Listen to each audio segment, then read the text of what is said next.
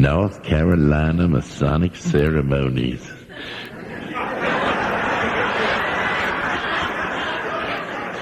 That's as good as Playboy.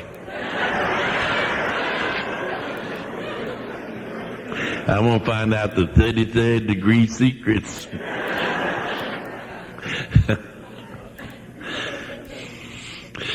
We have come a long, long way. There's no doubt about that. The last time I was here, I joined an ecumenical choir.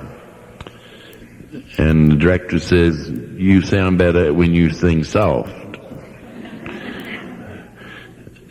And this time I didn't get into the choir for Satan reasons, which have nothing to do. But I was part and parcel of the glorious ecumenical service at 7:45. And now I discover I'm on a program which has Masonic ceremonies on the podium. You have come a long way, baby. Wow. Let me thank the committee and anybody else who had anything to do with getting me back here. Most of you may realize this is my second time, and that does make it nice. There's some debate, but I believe the archivist down here insisted it was 74 when I was here last. And that's nice. The nice thing about it is to see so many of the same faces who were here that many years ago. And the other nice thing is, somebody told me, "You remember, Father, on the program last time you were here, we had a young people's program." And I do remember them. They looked so fresh and they looked so nice, and their wives were with them, and they looked so happy. And he told me that they both went out into the cold, cruel world drinking again. And that one of them was back and the other was still out running. And I said to myself, "Hillary, it's been 12 years. How come you merit the mercy of God to the extent that you're still here? You still haven't taken a drink. You still haven't taken a mood-changing drug." And I don't know the answer to that. I don't know why the grace of God should breathe here and not there. I try to do what I'm told. Well, so thank you to everybody. It's a delight to be back. I was so glad to see Mrs. Hammer still presiding at the ball with like $1 million. I think we owe her a special hand. She's been playing that piano for years and years and years.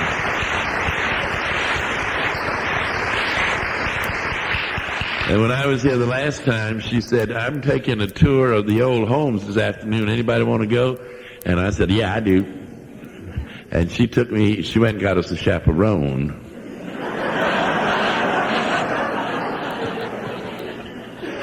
Being a good Methodist lady. But we created quite a furor that afternoon in the hills of Blackstone, and I was just delighted to see her back again. And so, well, I made all the emotions I can, and now I'm going to go. It's 10:30 by my watch. We will surely be done by 11:30 at the very latest, guarantee. My name is Hillary Draper, and I am an alcoholic.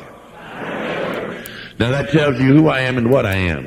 And when the two of us got this morning, the who said to the what, "We ain't going to take a drink today." And that's the way it's been all day long. But it didn't used to be that way. It used to be that we got up and the who said to the what, "We ain't going to take a drink today." And the what said to the who said so. And the who would say, "I said so." And the what would say, "Just you wait and see." And the what would get drunk and the who would have the hangover. That's not original. I've hate it some ways. I appreciate being introduced as Father Hillary.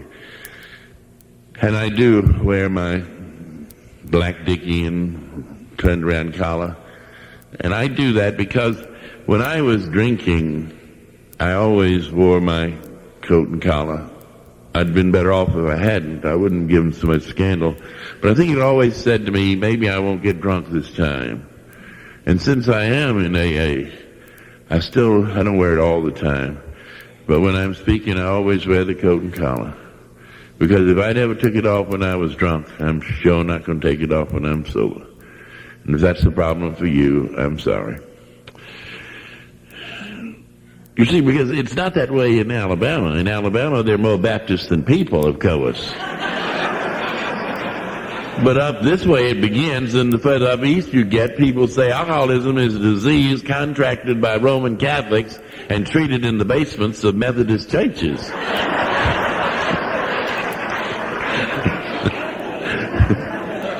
But I used to go around and stand up and say, my name is Father Hillary. And one of my sponsors, I've had marvelous sponsors. Oh, thank God. People I didn't even ask to sponsor me. Take one look at me and decide I needed them. A Methodist district attorney. Oh, Lord, he was awful. God rest his soul. I love him very much. But here's one. He said to me, there you are going around, standing up and saying, your name is Father Hillary, like you something. So you better go around and stand up and say, your name is Father Hillary and you ain't nothing but a drunk. And I thought that over. And I didn't like that. I had an awful hard time with step one. I really did. To admit and to accept. But I thought it over, and after a while I decided I had better stand up and say, my name is Hillary Draper and I am an alcoholic.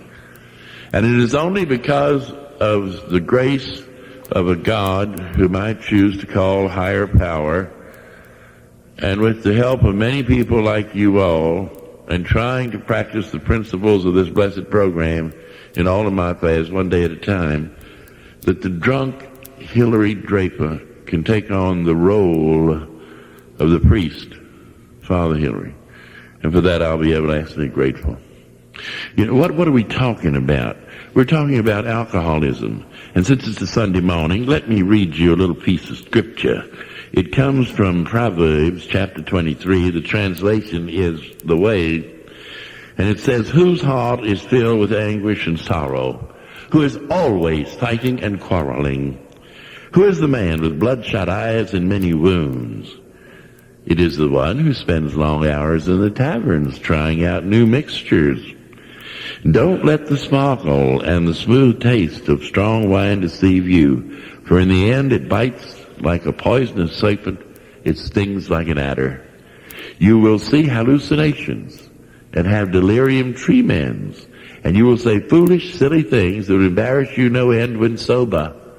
You will stagger like a sailor tossed at sea, clinging to a swaying mast, and afterwards you will say, I didn't even know it when they beat me up. Let's go and have another drink. So far the words of Holy Writ. Now when you realize that what I just read you was written some 5,000 years before the coming of Christ, you can realize that the disease that we suffer from is a most ancient and respectable illness. And that is an accurate description. That is an accurate description. And the amazing thing is that through all those years, people tried their best to find out how to overcome alcoholism, how to overcome chronic drunkenness.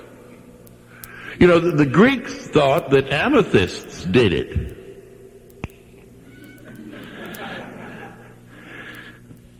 If you don't believe that, look that word up in your dictionary. It says from the Greek, metine, to become intoxicated, to get drunk. And the negative, not to get intoxicated. I'm here to tell you it doesn't work. And in our own day, drunks kept going to doctors to get cured, and the doctors kept killing them.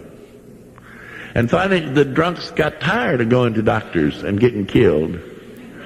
And so two of them got together, one named Dr. Bob, the other one Bill, and they found out a way to stay sober a day at a time. And the doctors haven't forgiven them ever since.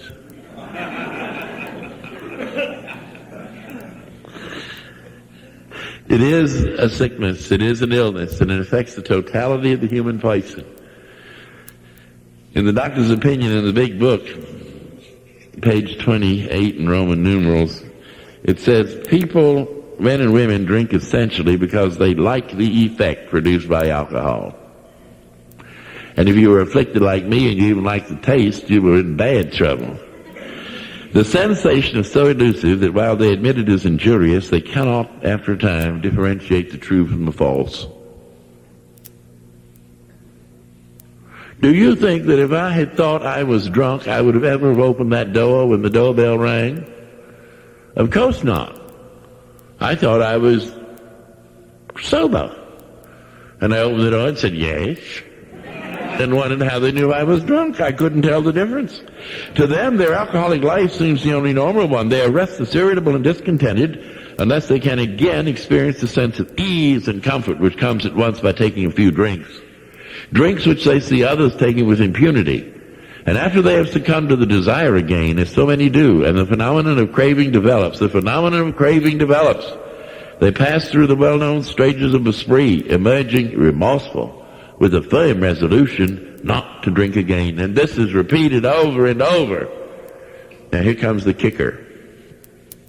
Listen.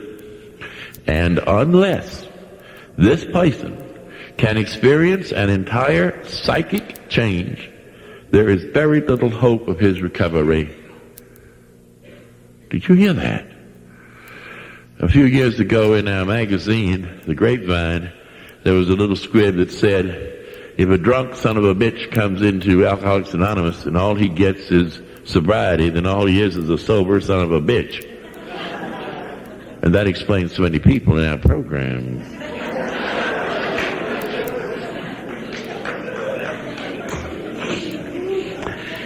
And on the other hand, and strange as this may seem to those who do not understand, once a psychic change has occurred, the very same person who seemed doomed, who had so many problems he despaired of ever solving them, suddenly finds himself easily able to control his desire for alcohol, the only effort necessary being that required to follow a few simple rules. Isn't that amazing? I don't like to read, but bear with me just one more time and then we're off. This is from chapter 11. It says, for most normal folks, drinking means conviviality, companionship, and colorful imagination. It means release from care, boredom, and worry. It is joyous intimacy. Is that the big book?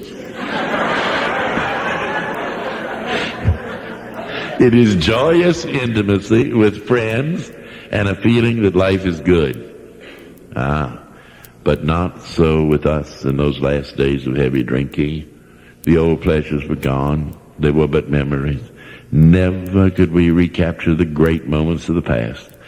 There was an insistent yearning to enjoy life as we once did, and a heartbreaking obsession that some new miracle of control would enable us to do it. There was always one more attempt and one more failure. The less people tolerated us, the more we withdrew from society, from life itself. As we became subjects of King Alcohol, shivering denizens of his mad realm, the chilling vapor that is loneliness settled down. It thickened, ever becoming blacker. Some of us sought out sordid places, hoping to find understanding, companionship, and approval. Momentarily we did. Then would come oblivion and the awful awakening to face the hideous four horsemen: terror, bewilderment, frustration, and despair. Unhappy drinkers, you read this page will understand. Terror, bewilderment, frustration, and despair.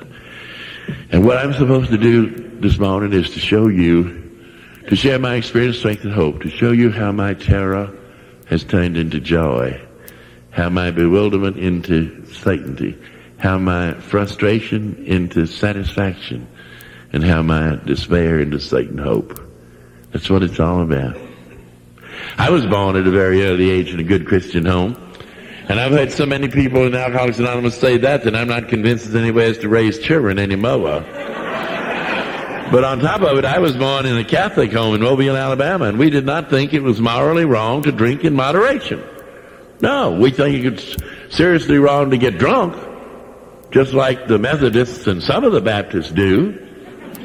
But we didn't think it was wrong to drink in moderation. It was part of religion. With me, we drank for christenings, for placeholder communion, for confirmation, for marriages, for funerals, for ordinations.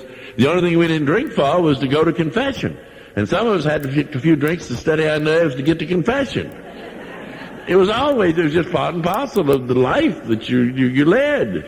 Heavens to Betsy. And then you see, the philosophy that I grew up in my home of drinking was this. You drink as much as you want, as often as you want, as long as you want, whenever you want, but you do not get drunk. Simple. And there are an awful lot of people that I know who operate today under that very same philosophy. My grandfather had 2 drinks every day of his life before supper. I saw him. I never once saw him drunk. He had 2 drinks before supper, and that was that.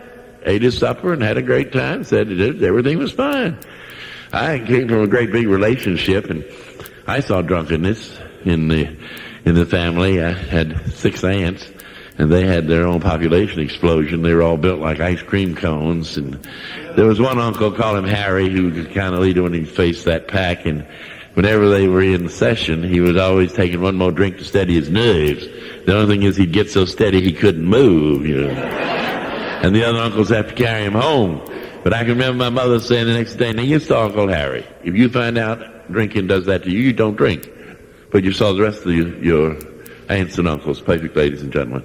Why am I an alcoholic? Why am I an alcoholic? I don't know why I'm an alcoholic. After I was in the program dry for about 2 years, I asked them in a closed meeting. I asked very seriously. I said, I just want to know, why am I an alcoholic? With my splendid aristocratic background of the truth of known degenerate Southern aristocracy, I had an education. I was a wanted child. I wasn't a surprise to my mother and father. They knew I was coming, and they welcomed me. And they introduced me to a tender, loving God. I was surrounded by love, maybe too much, I don't know. But what am I doing? I got a marvelous education. I'm university. I've been to Harvard. Yeah. I don't try to tell people that. My ego won't stand enough anyhow. But an eminent divine, at least of the second water, what in the hell am I doing a drunk? And a great silence came over the group. You know it in your own groups. When everybody knows the answer and they're waiting to see who's going to zap the fool.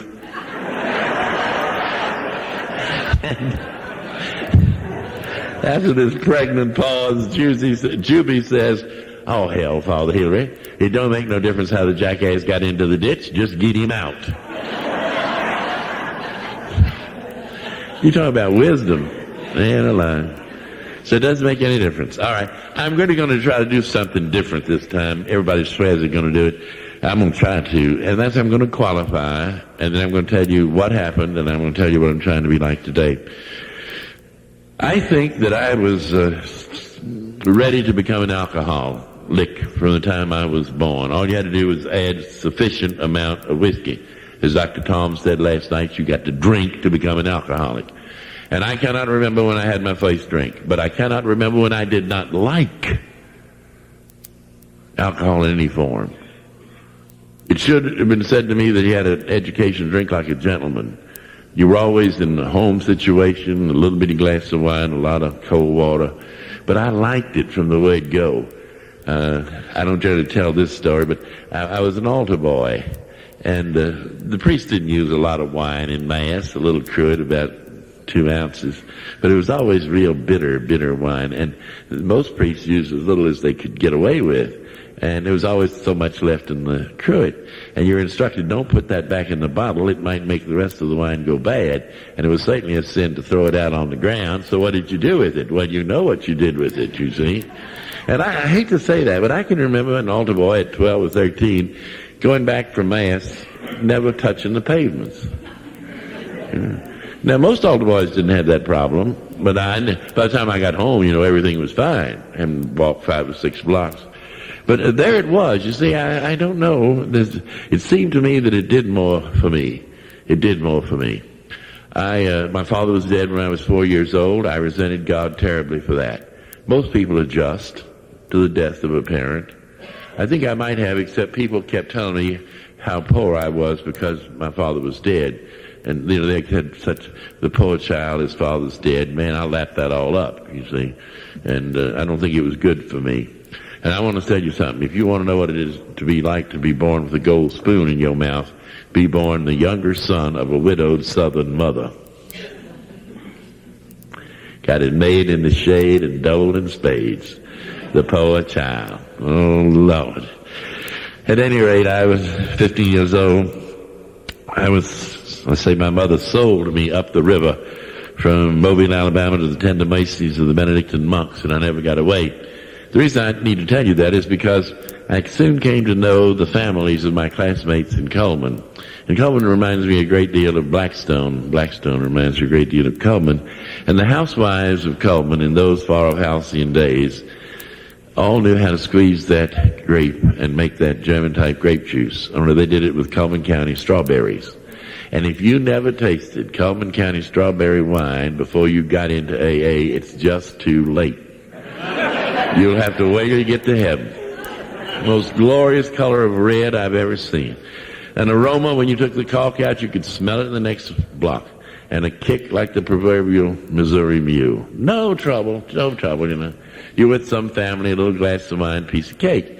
41, I decided I wanted to be a monk. I asked them if they'd let me try. They said I could try. I got in, and then they began to let me in on the 33rd degree secrets. And one of the best kept was that the monks were not about to be outdone by the housewives of Coleman.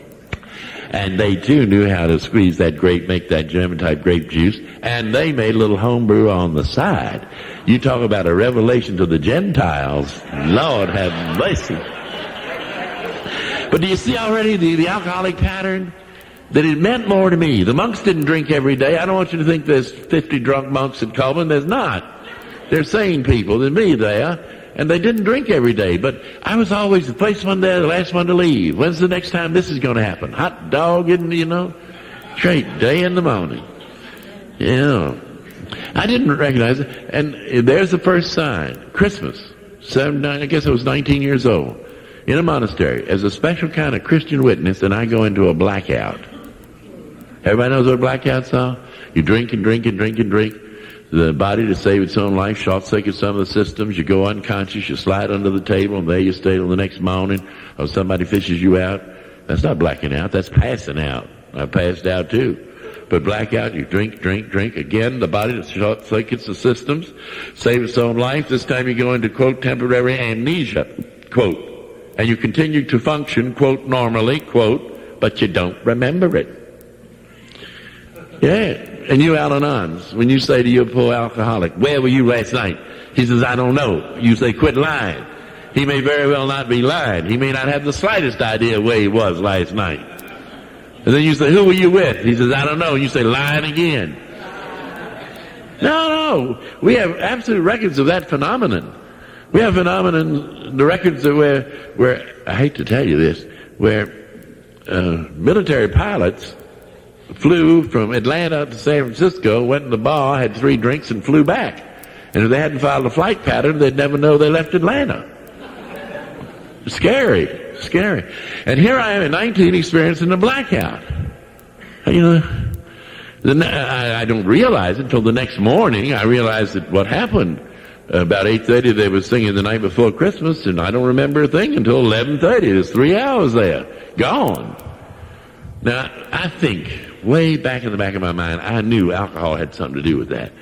But see, I loved everything about alcohol. I love the smell, I love the taste, I love the party, and I wasn't about to admit that anything that I liked that much could do anything bad to me. But I had to find out what caused it. And in my cunning alcoholic brain, I came to the conclusion that it was the cheese. Isn't that crazy? But you see, alcohol is cunning, baffling, and powerful. I think alcoholics are. People said to me, you should quit drinking. And I said, I can quit drinking anytime I want to. And they would say, well, why in the hell don't you want to? You sure ought to. Do you see that? The fact of the matter is that everybody knows he's a drunk. His wife knows it, his boss knows it, his children know it, his family knows it, his dog knows it. But he doesn't know he's a drunk. Or he's the last one who will admit it. And the horrible thing for me was when I finally came to the point where I was willing to go to any lengths to get what you had. When I realized I had to quit, I discovered to my horror I couldn't do it. What I have described, called a blackout, is almost a Satan sign that you're a little bit pregnant. I use that expression because there's no such thing as being a little bit pregnant. You either are or you aren't. And for alcoholism, it's the same way. You've either crossed that invisible line between controlled and uncontrolled drinking, or you haven't. And if you have, then as they spoke, you have become a pickle, and you cannot get back to the cucumber stage. And I suggest that if you have experienced what I've just described, you should move your letter from the Al-Anon room to the AA room. Yes. Because it's almost a Satan sign that you got it. Nobody says anything to me about that. I don't say anything to them. And therefore, I'm across the line, and it's progressive, and that means I'm going to get worse. The next thing that I note is 1952. I was ordained a priest in 47. By that time, I was across that line with bells on. But these terrible personality clashes developing with the boss, and I get a geographical cure removal before I know what that is. You know what that is. The alcoholic fouls up his Blackstone nest so bad he decides he'll move to Richmond. And he goes to Richmond. And short order, his Richmond nest is just as foul as his Blackstone nest because he's moved himself with him. But we don't know anything about that. I get a letter. I'm living on the same floor with the boss, 3 doors down, but we're not talking anymore. And here I get a letter. Y'all recognize that? And it says, go to Barberville, Kentucky. I was convinced they couldn't run the school without me. Barberville, Kentucky. I said to some wag of a monk, where's Barberville? He said, you go to hell, turn right, and walk 3 miles. He was wrong. He was only 2 miles. It's where Virginia, Kentucky, and Tennessee come together, down in the Cumberland Gap area. And that was 1952, and you talk about a disaster. Oh, Lord have mercy. Flood. Oh, dear Lord. First morning I was there, I was replacing a priest called Father Timothy, and we'd finished saying Mass. It was hot September.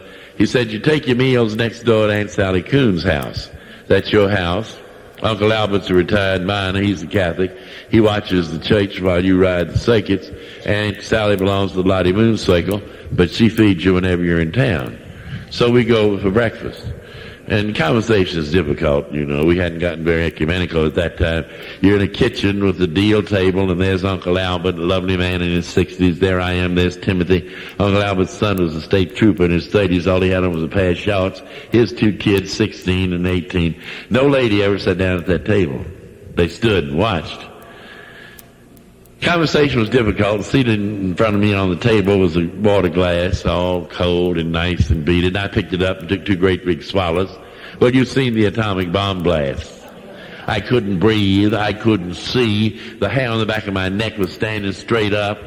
There was this roaring in the winds. I'm convinced that if I hadn't been an alcoholic, I would have screamed bloody murder. But I don't. I just hang on tight till the tremors pass. I'm not making this up. And man, when I got my eyes back, I could see Uncle Albert had one, Timothy had one, the trooper had one, the kids didn't. Well, when that breakfast was over, Timothy and I were stepping high over the weeds, going back to the church. And I said to him, in God's holy name, what was in that water glass? He said, moonshine, 120 proof. I said, for breakfast? He says, anytime you can get it. It might interest you to know that Timothy followed me into this program about a year later. What a place to send a budding alcoholic. And I bloomed, you know. Oh, Lord. So there's the second or the third big sign, you know, that I'm an alcoholic. I recalled to the college as dean 5 years later. Now I'm hooked. I got to have it. Look at this next sign. I don't have to drink it, but I got to have it in the cabinet where I can shake it and look at the frog eyes and read the labels. I don't have to drink it every day. But what you got to have it there for? Well, in case of snake bite, or I want to celebrate Hungarian Freedom Fighters Day. And my pattern is established. My pattern is established from the time I'm 19. Once I start drinking, I never quit, except for 2 things. The only time I ever quit drinking once I started was there was nothing left to drink, or I was too sick to drink it. It's that simple, and that's not normal drinking. And once again, these terrible personality clashes are coming up. I get another geographical cue removal, this time to the delta of the Mississippi. And if you all think that's in southwest Louisiana, you are mistaken. It starts in the lobby of the Peabody Hotel in Memphis, Tennessee. And it goes down the river 40 miles on the Mississippi side, 20 miles on the Arkansas side, and you come to Yazoo City. And if you all have lived in that part of the South, you don't know the South. Those people don't know the Civil War was lost. They don't even know it was fought and couldn't care less. God bless and save us. That was the long, hot summers of the 60s. But Mississippi was legally dry. It was the wettest state I've ever been in my life. I had a terrible time getting whiskey, but in Mississippi, I could pick up the phone and say, Mamie, and she'd say, be right there, Father. And Father Malachi tells me to be sure you understand that Mamie's the bootlegger when I tell you that story. But I had so much trouble with the dead son. You're a little slow. I had so much trouble with the dead soldiers, you know. Every time I opened the closet, it was full of empty whiskey bottles. And I'd say, somebody's drinking whiskey and putting those bottles in there. I can't. And that's not normal drinking. And he uses a bottle and throws it away. I saved them. For what? Well, anyhow, in Barberville, in Shaw, Mamie would come, take the dead soldiers out, give them decent Christian burial, put in new recruits, and send you a bill at the end of the month. Made in the shade. Except, just like the big book says, I was coming apart spiritually, mentally, emotionally, physically. I was coming apart. I was supposed to be a priest. I was supposed to be a preacher. I was supposed to be filling a pulpit honorably. And I couldn't stand myself. I knew something was wrong.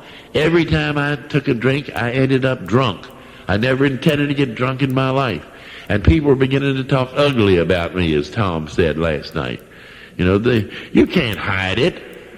And the priest was saying, well, last night at the 40 hours devotion, you got too much to drink. You couldn't drive home.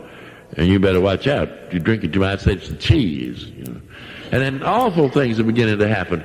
You can't remember what you said. You can't remember. And there's terrible fears. And oh, here's a good one. Where did you put the car? Where's the automobile? It's not your car. It belongs to the church. It cost $8,000. We want the car. Where is the car? I don't know where the car is. Did you leave it in Memphis? I don't know. You may well laugh, but it was not laughing matter when the car... I haven't lost a car since I've been in AA. I'm very careful about that. Oh, God. I was offered the job as presidency of the college. Now, there's another showing that says I'm an AA. With the track record I'm having, people are beginning to talk. You can't hide it. I have a problem with drinking. I'm offered the presidency of a college. What would a sane man say? With my record, say, no, I can't take that. What does the towering ego of the alcoholic say? Certainly I'll take that. You don't think they'd be offering it to an alcoholic? And I came home as president of the college, and everything that hadn't happened to me already as an alcoholic and that happens to alcoholics happened in those last 3 years. I've heard AA people say they've been in jail in every state in the union. I've only been in one, and I don't want to go again. I remember very well waking up at 3 o'clock in the morning and thinking, this is sure a funny kind of bed I'm laying on. It doesn't have a mattress on it. I see some of you all have been there. And when I get my eyes open and saw the bars on the window, I thought, you have played hell this time. And I crept to the window to see where I was, and I have resented the builder of that jail ever since, because the way they built it, I could not tell if I was in Mobile, Montgomery, Birmingham, Nashville, Chattanooga, or Rome, Italy. I don't know whether you realize, but I'll bet you right here in Blackstone, right here, a little old town like this, they are in Alabama, I bet you there's somebody in Blackstone who is Mr. or Mrs. Catholic Church. Then when anything goes wrong with the Catholic Church, the sheriff or the police or the mayor calls them up. And there was a man in the little town where I was locked up. His name was Frank. And they called up and said, Mr. Frank, we got a priest down here locked up for disorderly and drunk and other things. What do you want to do with him? And Frank says, who is it? He says, well, the name on the driver's license says Hillary Draper. He says, leave him there. I'll get him in the morning. Now I want you to realize this, that when they took me down the next morning to the sergeant's desk, that I just as soon to seen the Pope as to see Mr. Frank. Because guess who Mr. Frank was? Mr. Frank was the chairman of the board of trustees of the hotshot college of which I was president. And there's the chairman of the board come to get his fancy president out of the pokey. But I conned him. I got away with it. I conned him. I made him a provider, an enabler. He said, don't you think we've got to do something about this? I said, oh, Frank, I was at the country club yesterday, a little too much cheese. And a year later came the end. A year later, still running, still throwing dust, still doing, horrible, horrible, horrible. And came the day I was given a report of the State of the Union of the college. All the important people, right after dinner, fancy dinner. All the monks were there, 50 of them. All the lay teachers were there, the Student Government Association, the Board of Trustees, the Board of Governors. And the last thing I remember that day, it was 4:30 in the afternoon, I was taking one more drink to study my nerves. I gave that report, and when I tell you that, I can begin to shake and sweat, because I can have some idea of what it must have been like for those beautiful people to have to sit there and watch and listen to the obviously drunken Catholic priest give that report. That was my bottom. I had figuratively slit my throat from ear to ear. I noticed the next morning when I was at myself, the atmosphere was a little cool on campus. And shortly after, when I went in to see the chancellor, the abbot as we call him, he said, sit down, I want to talk to you. And he read me the riot act in 5 beautiful scenes. He told me they'd had a called meeting of the Board of Trustees, only one thing on the agenda, namely my resignation, effective now. He doesn't know what alcoholism is. He tells me that I've disgraced my own family name, that I've dragged the name of the college through the mud, that I've been a disgrace to the Catholic Church, that the monks do not want me there, and that I am to get out and get away. They don't want me anymore. And I don't know anything. I believe him. You know, what kind of a priest was I to act like that? Why couldn't I don't know. But he said, I'll help you get a job anywhere in the country. You're a good teacher. But what you'd do is go somewhere and get some help with your drinking problem. I don't know if I can make you realize what that was, ladies and gentlemen. But that day, everything I loved the most in life was gone. Namely my priesthood and St. Bernard. And if you told me it could ever come back again, I told you, no way. It can't do it. It's gone. And I'm convinced that if I had walked away and let him try to find me a job, I'd be dead or insane. I couldn't have borne the burden of guilt. But I said yes. I would go anywhere and do anything. And I used to wonder what let me say yes. And I'm convinced today that it was because of all the magnificent Al-Anon type people who loved me so desperately and who know nothing to do for me except to pray. At any rate, I said yes. And I got sent to a treatment center called Hazelden up in Minnesota.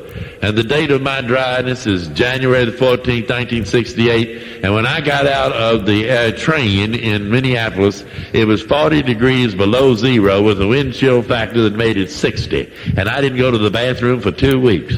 I nearly froze to death.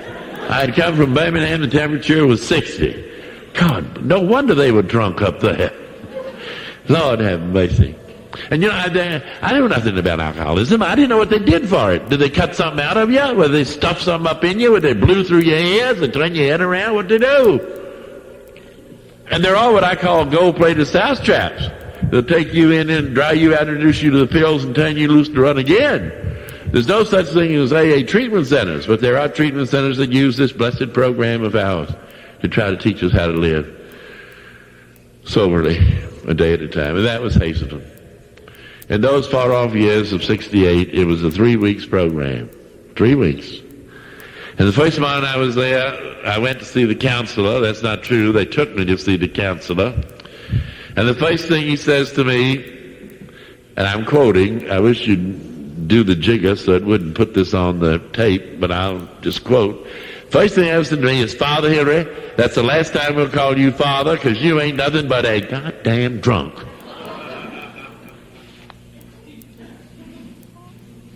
I was going to write the abbot and say, you know, these people up here are blasphemers as well as profane. Where have you sent me?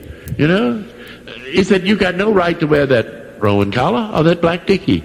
Take them off. Do you see the towering ego? Do you see the tremendous fakery?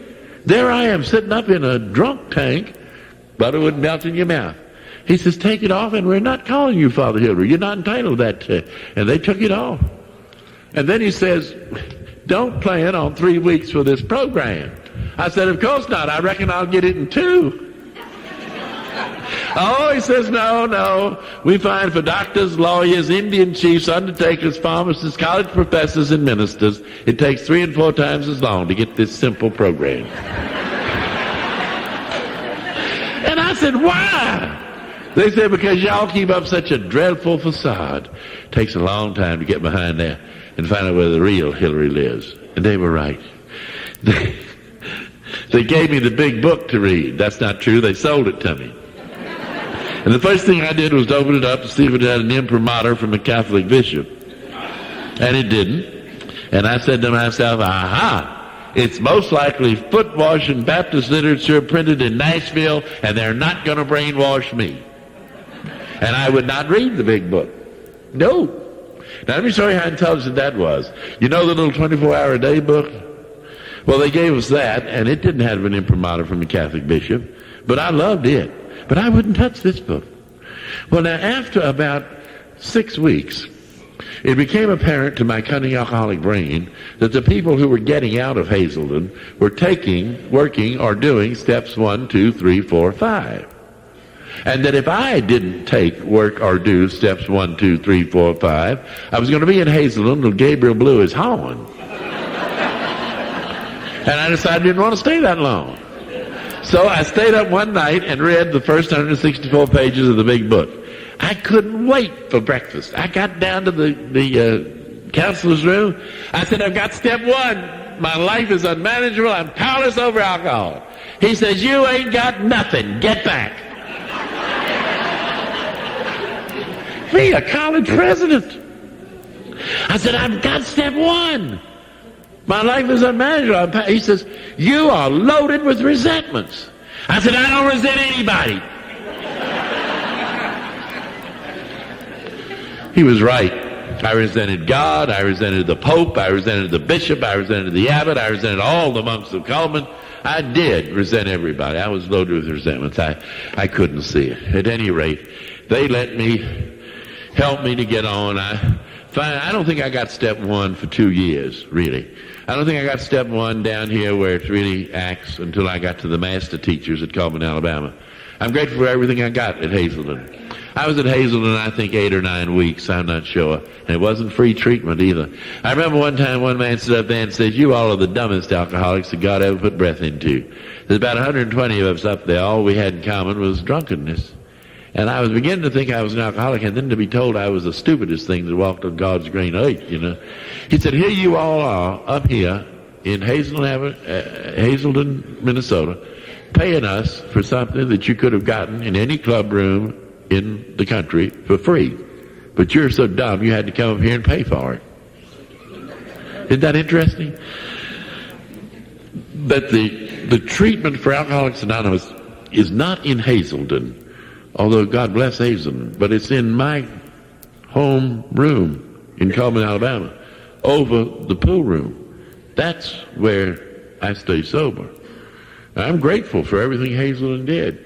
I have my own opinion about treatment centers, that if a treatment center will thoroughly dry you out from whatever you are chemically addicted to and convince you to go to AA meetings on a regular basis, you will get better regardless of whatever else they have done.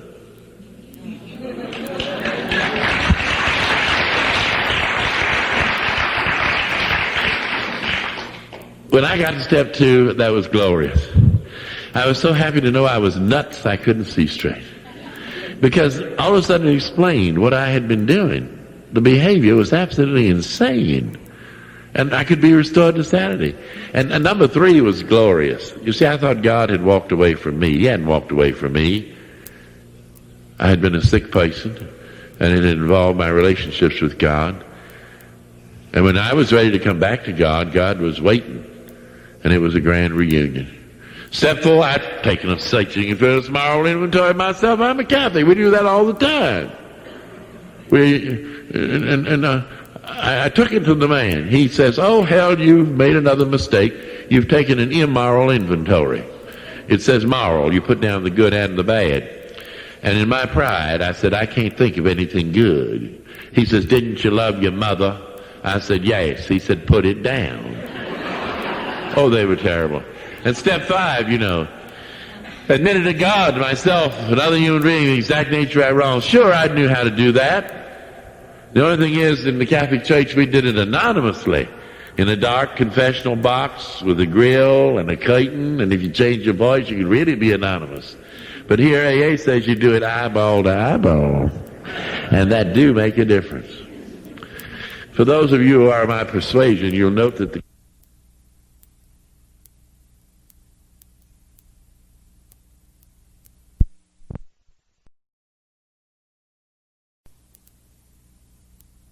And here, I never expected I'd be able to go back to Alabama. And when I finished the 5th step, the man said to me, now when you go back to Coleman, are you going to tell people you're an alcoholic?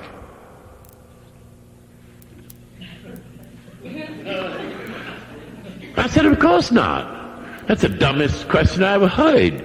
You don't understand the South. We don't run around with a big sign, oh, watch out for me, I got tuberculosis. No, I'm not going to tell them. And I said, furthermore, I cannot return to Alabama. He says, why can't you go back to Alabama? I said, you know why I can't go back to Alabama?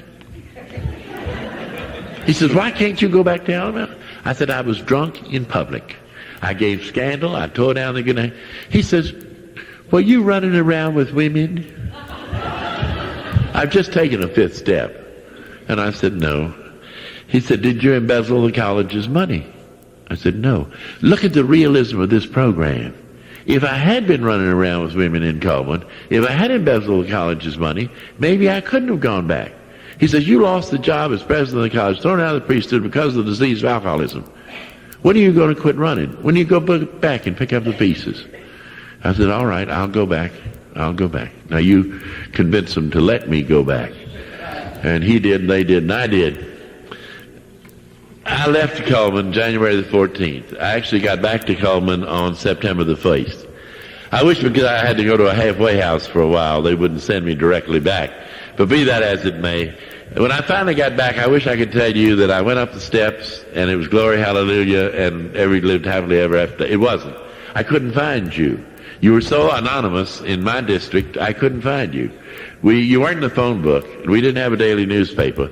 Nowadays, Hazelden would have looked you up in the book and told me what to ring, and I'd have done it. But I went back, I couldn't find you. A priest that I love very much used to say to me, well, aren't you supposed to be going to some kind of meetings? I said, yeah, but they don't have them in Coleman.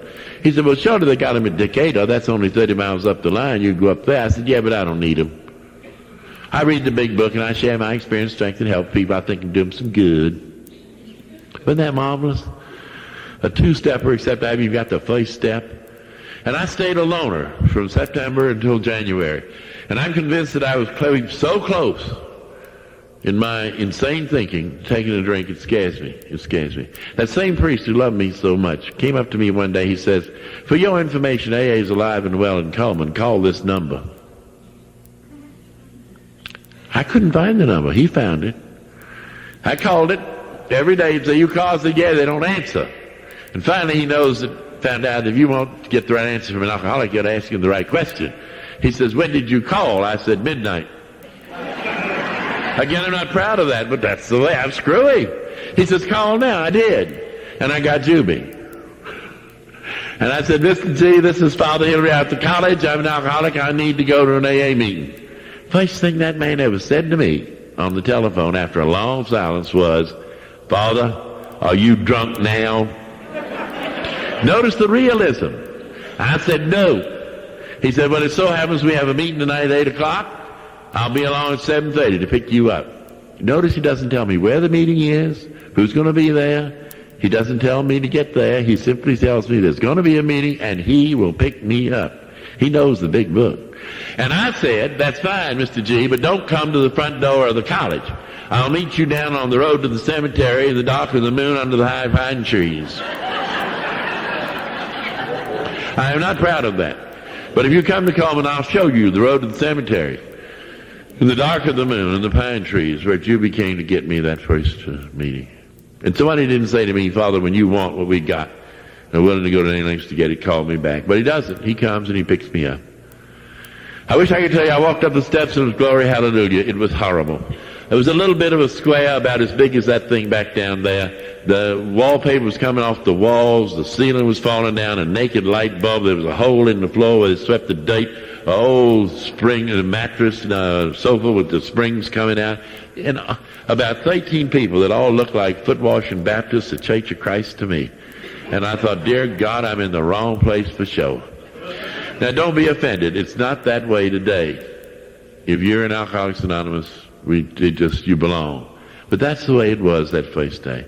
Juby has disappeared. I think I'm in the wrong place. If I can just get out of here, I'll never come back again. And I'm looking through the door, the glass door, and I'm thinking, oh, Lord. And that's another trait of a good sponsor. Get out of the way. He was gone. And while I'm standing there, here comes the lady. Man, she was dressed up. She looked like $1 million. And I had known her as a fine Catholic matron. I did not know she was an alcoholic. And she walked up to me and she said, hello, Father Hillary.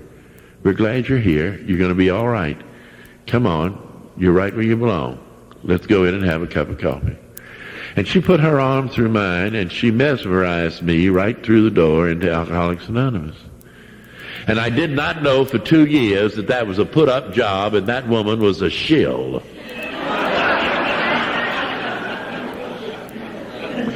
Talk about sponsorship. When I finished talking to Juby, he called Rosemary in Decatur. He says, Rosemary, come to the meeting tonight in Coleman. I need you. She says, I can't. I'm chairing my own meeting. He says, I don't care what you're doing. You come down here tonight. I got a Catholic priest coming in here. I don't know a thing about Catholics, much less priests. You're a Catholic and you get down here and help me with him. And when the poor, stupid, drunken Catholic priest is trying to stagger through the doors of Alcoholics Anonymous, there's Rosemary.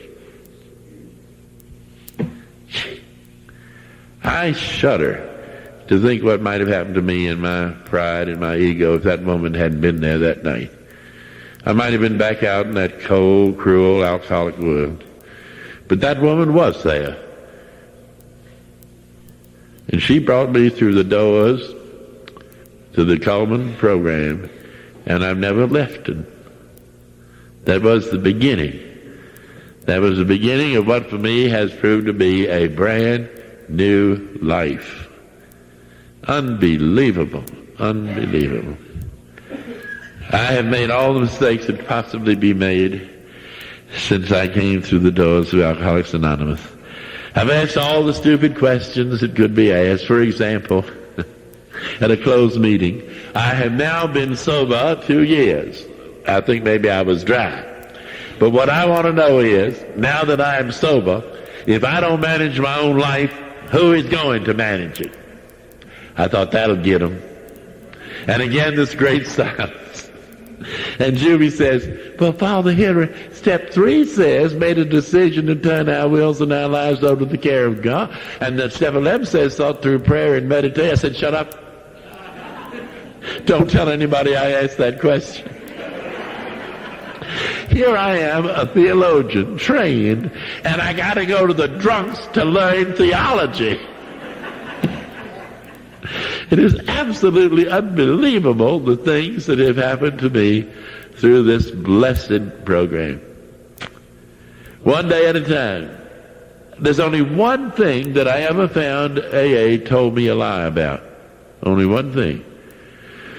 They told me that the first year of my sobriety would be the happiest and the most glorious that I ever experienced. I'm sorry to tell them that was a lie. For me, each succeeding year has been happier and more glorious, and I get higher up on the pink clouds than I was the year before. And I have no intention of coming down. If that bothers you, that's perfectly all right with me. I'm doing well, thank you, and I feel just grand. Oh, I have to face everyday realities. Everybody does. Well, now we're going into the commercials, and we'll be done right on time. If I had to tell you in one word what the whole story is about, it'd be this. When I came into the monastery at 19 years old, an old monk walked up to me one day and he says, you know, if you ever get to take a motto, your motto should read, Videre quam esse. I knew that the classical motto was esse quam videre. And you translated that to be, rather than to seem to be. And here this monk was saying, your motto should read, to seem to be, rather than to be. And what I've been trying to do since I'm in AA is reverse that motto. That I'm trying with St. Paul to live soberly and justly in this world. You see, I wasn't hardly living, I was existing. And I sure wasn't existing soberly. And I sure wasn't existing justly. And I sure wasn't in this world. If I could add something to St. Paul, I would say, what I'm trying to do today is to live soberly and justly in this world a day at a time.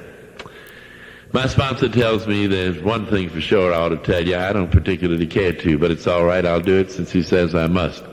In 1972, the abbot retired, and the monks locked themselves up in conclave and pray to the Holy Spirit and go to voting for a new abbot, a new head honcho.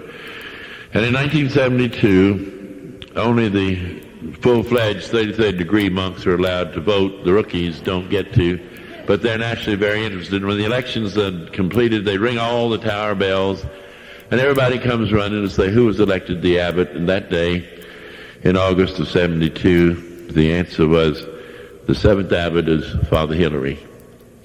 And all the young monks are running through the monastery shouting all the way with AA.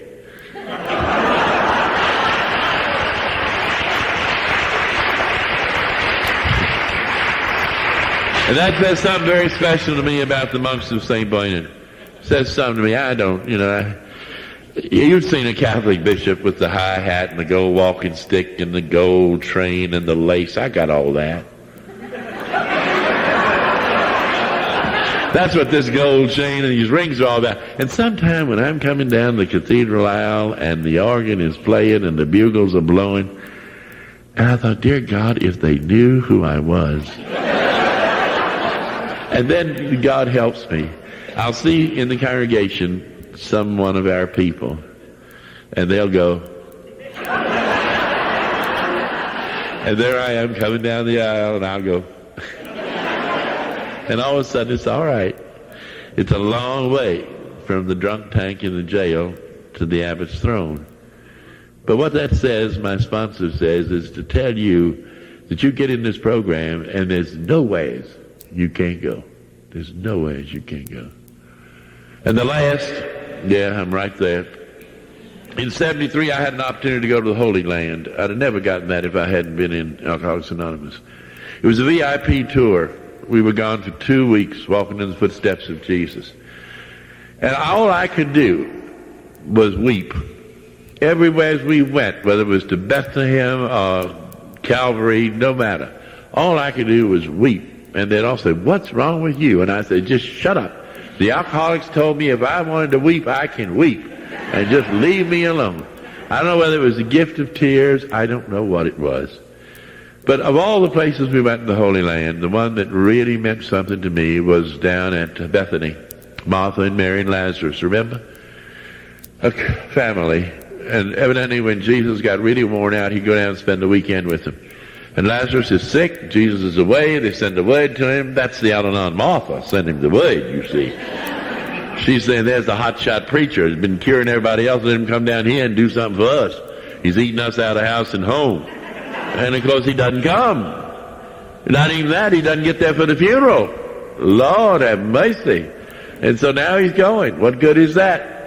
And Martha is eyeballing the road. She's been waiting for him. And she sees him coming and she hot puts it out and she greets him with sarcasm that you cannot believe. And she says, Lord, if thou hadst been here, my brother had not died. That Al-Anon Martha, she didn't realize she was facing Almighty God, but she was also facing everlasting love.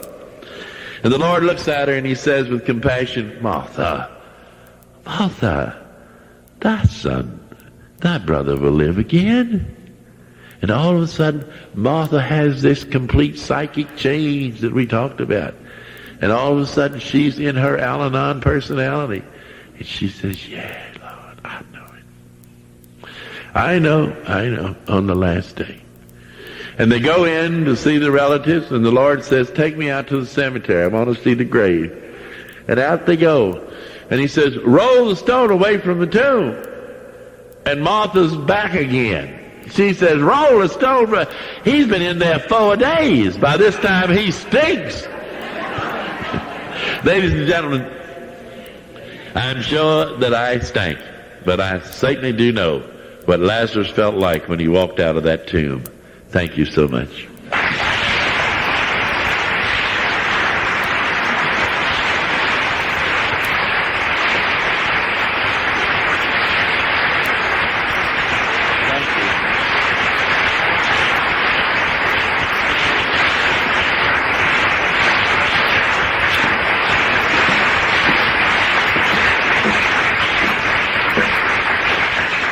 On behalf of the committee, Father, we thank you and present you with this little gift. Thank you, that you can. May I say a word?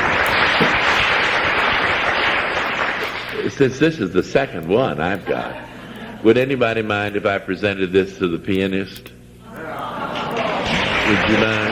Yeah. I believe Where is she?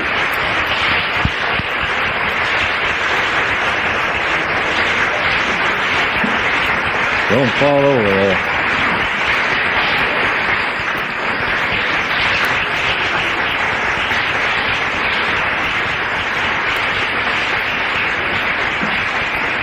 It's not that I don't appreciate it, but it just gave me a great deal of pleasure, and I'll have mine to home to remind me.